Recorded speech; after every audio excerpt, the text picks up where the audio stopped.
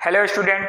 तो चलिए आज हम क्लास 9th का साइंस का फर्स्ट चैप्टर हम स्टार्ट करते हैं। राइट, एनसीईआरटी की है, क्लास 9th की, बराबर, सब्जेक्ट है साइंस। इसका हम पहला चैप्टर स्टार्ट करते हैं। राइट, तो सबसे पहले हम समझ लेते हैं कि आखिर साइंस क्या होता है। राइट, आखिर साइंस होता क्या है। तो देखिए, साइंस का मतलब ये होता है कि पहला चैप्टर है और हमको पता है कि हमारी पूरी दुनिया जो है वह साइंस के ऊपर टिकी हुई है। बराबर, आज दुनिया में साइंस क्या हो चुका है, बहुत ही ज़्यादा डेवलप हो चुका है। कोई भी ऐसा क्षेत्र नहीं है जहाँ पे साइंस का योगदान नहीं हो, चाहे वो कोई भी क्षेत्र हो। बराबर, चाहे वो सिविल हो, कंस्ट्रक्शन हो, एजुकेशन हो, या तो जो भी आपकी लाइन हो, संगीत हो, इंडस्ट्री हो, हर चीज़ में फिल्म इंडस्ट्री हो, बराबर, हर फील्ड में आपको, कंप्यूटर एजुकेशन, हर फील्ड में आपको साइंस मिलेगा ही मिलेगा। आजकल पूरी दुनिया जो है वो साइंस पे टिकी हुई है और साइंस पे क्या है कि किसी भी व्यक्ति का काम क्या होता है, आसानी से हो सकता है। किसी भी काम को करने में क्या होता है, साइंस के माध्यम से आसान हो जाता है।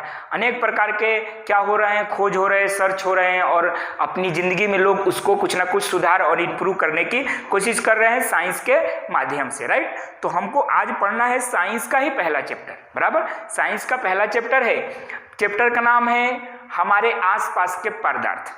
राइट, चैप्टर का क्या नाम है, हमारे आसपास के पदार्थ। राइट, तो सबसे पहले हम इंट्रोडक्शन देख लेते हैं कि आखिर हमारे आसपास के पदार्थ क्या है। तो देखिए, चैप्टर का नाम ही है कि हमारे आसपास के पदार्थ, मतलब कि हमारे आसपास जितने भी पदार्थ आप देख सकते हो, आप महसूस कर सकते हो, वो सभी क्या हैं, पदार्थ होते हैं। मतलब हमारे आसपास जो भी आपको दिखता है, जो भी आप स्पर्श कर सकते हो, जो भी आप महसूस कर सकते हो, ये सब चीजें क्या है, पदार्थ के रूप में आता है। राइट, जैसे कि हम फॉर एग्जाम्पल के रूप में देखते हैं तो हम भोजन करने के लिए जो भी हम क्या करते हैं, पदार्थ का यूज करते हैं, जैसे कि दाल, चावल, रोटी, जो भी हो। उसके अलावा हम सांस लेने के लिए जो भी हम क्या करते हैं, ऑक्सीजन वगैरह जो भी हो।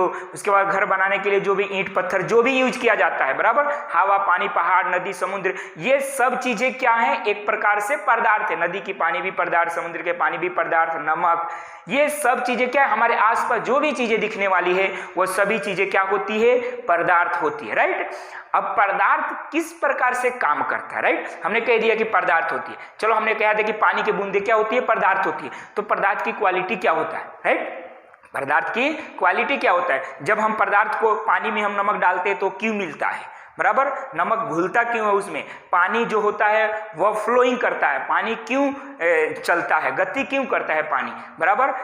हर चीज के बारे में हम क्या करेंगे, यहाँ पे पूरी तरह से विस्तार से पढ़ेंगे कि पदार्थ क्या। तो सबसे पहले समझेंगे कि पदार्थ क्या है।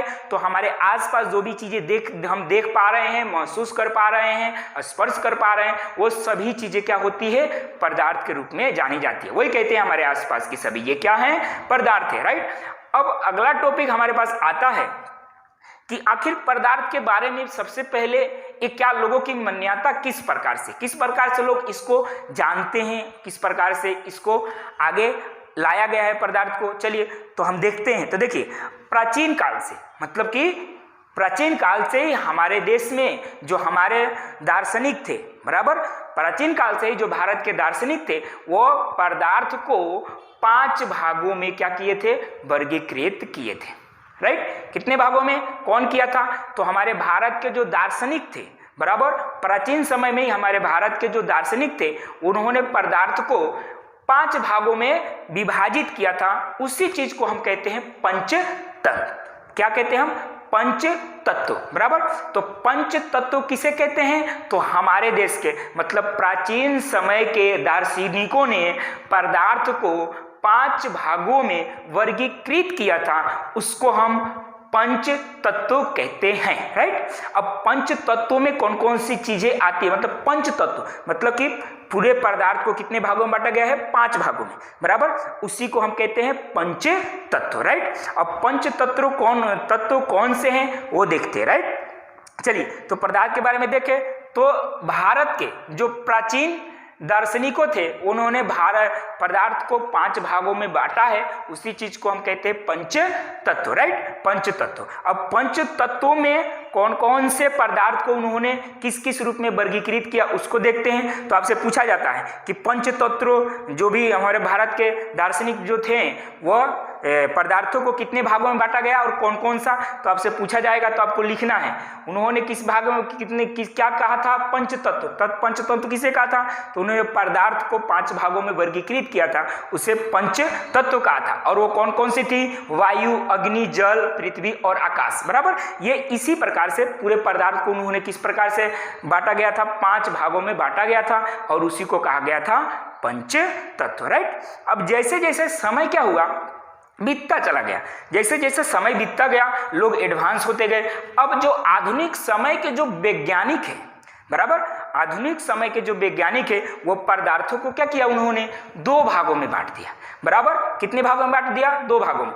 एक भौतिक गुणधर्म के आधार पर पदार्थ को बांट दिया और दूसरा जो बांटा वो रासायनिक गुणधर्म के आधार पे, राइट। भौतिक गुणधर्म के आधार पे और रासायनिक गुणधर्म के आधार पे, मतलब कुछ ऐसे पदार्थ होते हैं जिनकी भौतिक गुणधर्म होता है, राइट। जैसे पानी होता है, उसका भौतिक गुणधर्म होता है कि वो क्या होता है, बर्फ बन जाएगा, राइट। तो ये आज के वैज्ञानिक, जैसे आधुनिक वैज्ञानिक है, उन्होंने पदार्थ को 2 भागों में बांटा, बराबर। कितने भागों में, 2 भागों में। एक का नाम दिया एक का नाम दिया मतलब 2 भागों में, एक भौतिक गुणधर्म के आधार पे और दूसरा जो था वो रासायनिक गुणधर्म के आधार पे, राइट।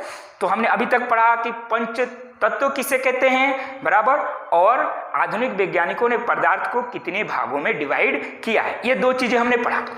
अब हम क्या करेंगे, चैप्टर की ओर चले तो हमको पढ़ना है, पहला टॉपिक है पदार्थ का भौतिक स्वरूप। हमने बताया कि आधुनिक वैज्ञानिकों ने पदार्थ को कितने भाग में बांटा है, 2 भागों में, एक भौतिक गुणधर्म के आधार पे और दूसरा रासायनिक गुणधर्म के आधार पे बांटा है, राइट। तो अब हम पदार्थ के भौतिक जो स्वरूप होते हैं ना उसके बारे में हम पढ़ते हैं, मतलब उसमें हमारी कोई इंटरफेयर नहीं होती है पदार्थ में, उसके भौतिक स्वरूप में मनुष्यों का किसी प्रकार का इंटरफेयर नहीं होता है। वो किस प्रकार से वो नेचुरली अपना जो होते हैं स्वरूप करते हैं उसके बारे में हम एक एक करके टॉपिक पढ़ने की कोशिश करेंगे और उसको क्लियर करने की कोशिश करते। चलिए, तो हमारे पास पहला टॉपिक है पदार्थ कणों से मिलकर बना होता है। देखिए, पहला टॉपिक हमारे पास है, पहला टॉपिक है कि पदार्थ कणों से मिलकर बना होता है।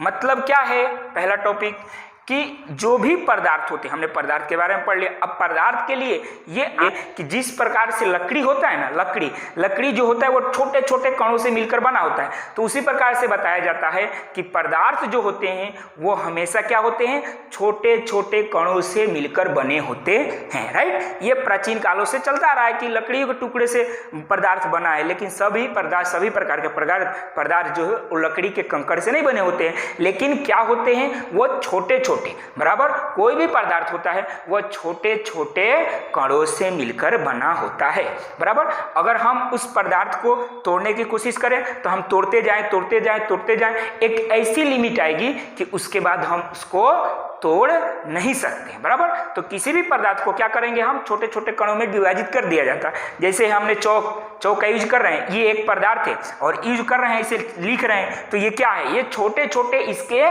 कण है, बराबर। तो ये चीजें स्पष्ट होती है कि पदार्थ, कोई भी पदार्थ हो वह छोटे छोटे कणों से मिलकर बना होता है, राइट। ये पहली चीज हो गई। दूसरी चीज हमारे पास है पदार्थ के कण, राइट। अब देखिए, पदार्थ के कण कितने छोटे होते हैं इसके बारे में हमको क्या करना है, पढ़ना है। तो देखिए, पदार्थ के कण जो होते हैं वो बहुत छोटे छोटे होते हैं, बहुत छोटे छोटे, बराबर। मतलब इतने छोटे होते हैं कि कुछ लिमिट के बाद हम क्या कर सकते हैं, उसको तोड़ भी नहीं सकते, राइट। ऐसे इतने छोटे छोटे होते हैं। अब पदार्थ के कण इतने छोटे छोटे होते हैं, इसको समझने के लिए क्या करना है, हमको बीकर लेना है, बराबर, ग्लास लेना है, बराबर। ऐसे 2-3 गिलास लेंगे, बराबर, 2-3 गिलास ले लेंगे, राइट। और 2-3 गिलास में क्या ले लेंगे, हम वाटर ले लेंगे, पानी लेंगे और उसमें क्या करेंगे, हम नमक डालेंगे। जैसे कि मान लीजिए कि हमने इसमें 100 ml 100 ml पानी लिया, बराबर। एक ग्लास में हमने कितना पानी लिया? 100 ml पानी लिया और उसमें क्या डाल दिया? हम नमक डाल दिए। क्या डाल रहे हैं? नमक डालेंगे। अब नमक, कुछ मात्रा में नमक हम डाल देंगे।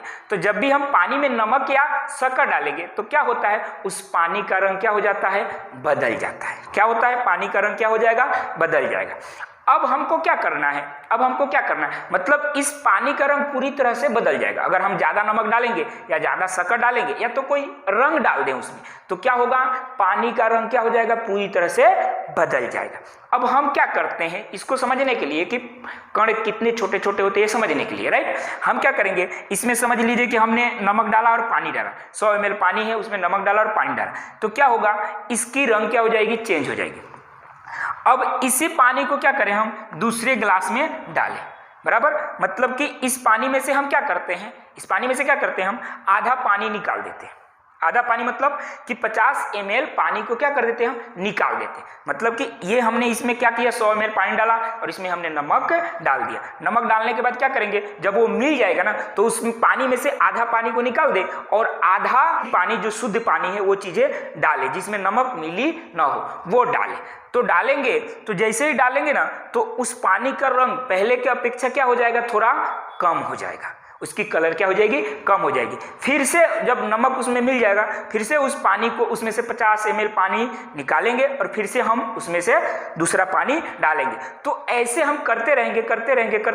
तो धीरे धीरे उस जो ग्लास में पानी है ना, उस पानी का रंग धीरे धीरे साफ होता जाएगा, राइट। तो इसका मतलब ये होता है कि पानी के कण क्या होते हैं? एकदम छोटे छोटे भी होते हैं, राइट। ये चीजें हो गई कि कितने छोटे होते हैं? छोटे छोटे होते हैं। दूसरी चीज है, तीसरी है, पदार्थ के कणों के बीच रिक्त स्थान होता है। क्या पढ़ना है? पदार्थ के कणों के बीच रिक्त स्थान होता है। तो देखिए, पदार्थ के कणों के बीच इसकी भौतिक स्वरूप है कि रिक्त स्थान होता है। देखिए, अगर हम पानी है, हमारे पास ग्लास में क्या है? पानी है, राइट। पानी है, तो इसमें जब भी हम नमक डालते हैं, ना, तो नमक क्या होता है? उसमें मिल जाता है, मतलब पूरी तरह से घुल जाता है। क्यों घुलता है? क्योंकि पानी के कणों के जो बीच में होती है ना, वो स्पेस होता है। मतलब पानी के कणों के बीच में क्या होती है? खाली जगह होता है। इसीलिए नमक क्या होता है? उसमें पूरी तरह से मिल जाता है। अगर पानी के कण के बीच नमक खाली जगह नहीं होता तो क्या होते हैं? वो नमक मिलते नहीं। तो इससे ये सिद्ध होता है कि चाहे कोई भी पदार्थ हो, उसके बीच में खाली जगह होता है, रिक्त स्थान होता है, राइट। उसके बाद है, पदार्थों के कण निरंतर गतिशील होते हैं, राइट। निरंतर क्या होते हैं? गतिशील होते हैं। ये बात सही है कि जो भी पदार्थ के कण होते हैं वो हमेशा कुछ ना कुछ गति करने की कोशिश करते हैं या गति करते ही करते हैं। हर पदार्थ के कण क्या होते हैं? हमेशा गति करते हैं। अब एक एग्जाम्पल हम समझ लेते हैं कि आखिर पदार्थ के कण गति कैसे करते हैं, राइट। तो समझिए कि हमने एक बीकर लिया, बराबर, एक कांच का गिलास लिया और उसमें क्या किया? हमने पानी ले लिया, राइट। पानी ले लिया और उसमें नीला या पीला कोई भी कलर का रंग आप क्या कर दो? उसमें डाल दो। मतलब 2-4 बूंद उस पानी में क्या करेंगे? हम रंग डालेंगे। जब आप पानी में रंग डालोगे ना, तो रंग जैसे जैसे जाएगा ना, आपको दिखेगा, बराबर। मतलब कि ऊपर डाले तो धीरे धीरे क्या होगा? रंग फैल जाएगा पानी के चारों तरफ, बराबर। तो रंग क्यों फैल रहा है पूरी तरफ? क्यों? क्योंकि पानी के कण क्या करते हैं? हमेशा गति करते हैं। मतलब पदार्थ चाहे कोई भी हो, गति वो क्या करता है? हमेशा पदार्थ गति करता है। निरंतर गतिशील होते हैं, बराबर। अब गतिशील होते हैं, जैसे कि आप समझ रहे हैं कि जैसे जैसे गर्मी बढ़ती है ना, तो पदार्थ के कण क्या होते हैं? गति और भी बढ़ा देते हैं, राइट। जैसे कि मान लीजिए गर्मी हो रहा है, बराबर, गर्मी पड़ रही है, ज्यादा गर्मी पड़ता है, तो हमारे घर में जो भी हम कपड़ा सुखाने के लिए जो भी हम बाहर लगाते हैं, धूप में रखते हैं, तो गर्मी ज्यादा पड़ेगी ना, तो आपके कपड़े क्या होंगे? जल्दी सूख जाते हैं। क्यों? क्योंकि वो जो कपड़े में पानी के कण होते हैं ना, वो गर्मी के कारण अधिक गति करते हैं और कपड़े में से क्या हो जाते हैं? वाष्प बन करके निकल जाते हैं। इसीलिए कहा जाता है कि पदार्थ के जो कण होते हैं हमेशा गतिशील होते हैं। उसके बाद लास्ट वाला है, पदार्थ के कण एक दूसरे को आकर्षित करते हैं, राइट। ये स्वाभाविक है कि पदार्थ के कण एक दूसरे को आकर्षित करते हैं। नॉर्मली आपको समझ में नहीं आया हो तो क्या करेंगे? जैसे कि हम रबड़ को क्या करें? हम ऐसे खींचे और रबड़ को खींच करके क्या करेंगे? क्या करेंगे, उसको छोड़ेंगे तो क्या होगा, वो एक दूसरे के फिर से उसी रूप में चला जाएगा जिस रूप में वो था।